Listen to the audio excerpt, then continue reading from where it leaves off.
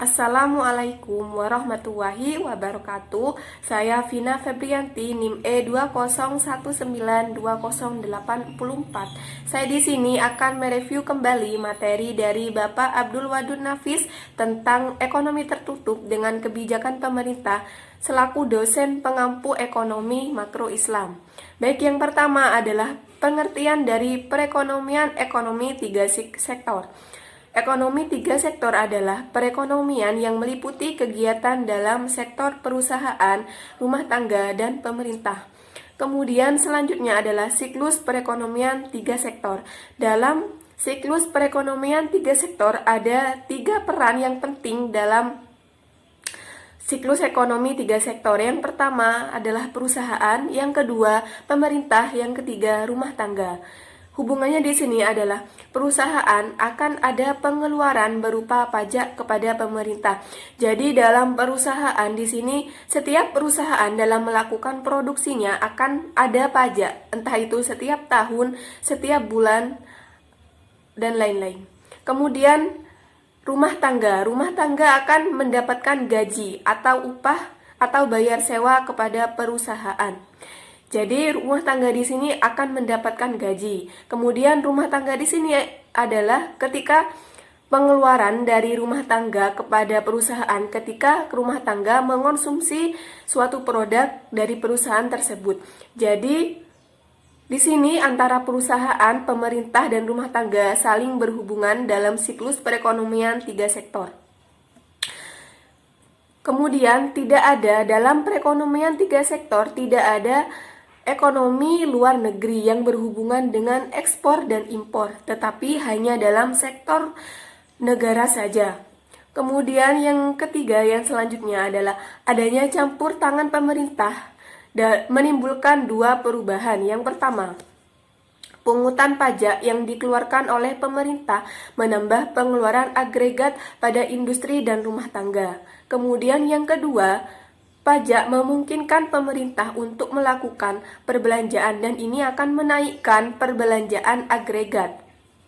Jadi, karena belum ada perdagangan dengan luar negeri, maka perekonomian tiga sektor ini dinamakan dengan ekonomi tertutup. Kemudian selanjutnya adalah aliran baru dalam sirkulasi aliran pendapatan, yang mana pembayaran pajak oleh rumah tangga dan perusahaan kepada pemerintah. Kemudian pendapatan pemerintah selanjutnya adalah alirannya adalah pengeluaran pemerintah kepada sektor perusahaan, pembelian barang dan jasa yang diproduksi oleh suatu perusahaan, dan aliran pendapatan dari sektor pemerintah ke rumah tangga. Dan aliran yang terakhir adalah pembayaran atas penggunaan faktor produksi rumah tangga dan oleh pemerintah. Jadi di sini aliran dalam sirkulasi aliran pendapatan ekonomi tiga sektor saling berhubungan antara satu sama lain. Kemudian yang selanjutnya adalah pendapatan yang diterima oleh rumah tangga akan digunakan dalam tiga tujuan penting. Yang pertama, ditabung. Masyarakat dalam melakukan pendapatan, entah itu digaji oleh pemerintah, dalam pendapatannya akan ditabung untuk masa depan. Kemudian yang kedua adalah untuk membayar pajak. Dalam rumah tangga, setiap benda apapun, entah itu rumah dan lain-lain, pasti akan ada pengeluaran untuk membayar pajak kepada pemerintah. Nah, di sini pemerintah akan mendapatkan pendapatan dari rumah tangga yang berupa pajak.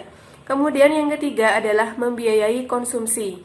Setiap rumah tangga akan ada pengeluaran untuk melakukan konsumsi untuk memenuhi kebutuhan hidupnya, dari mulai bahanan pokok dan lain-lain. Nah, dalam rumah tangga ini akan melakukan pengeluaran untuk membeli bahan-bahan konsumsi dan hubungannya dengan perusahaan untuk mendapatkan pendapatan berupa barang-barang yang ada dijual kepada rumah tangga sehingga mendapatkan pendapatan. Yang selanjutnya adalah pajak langsung dan tidak langsung.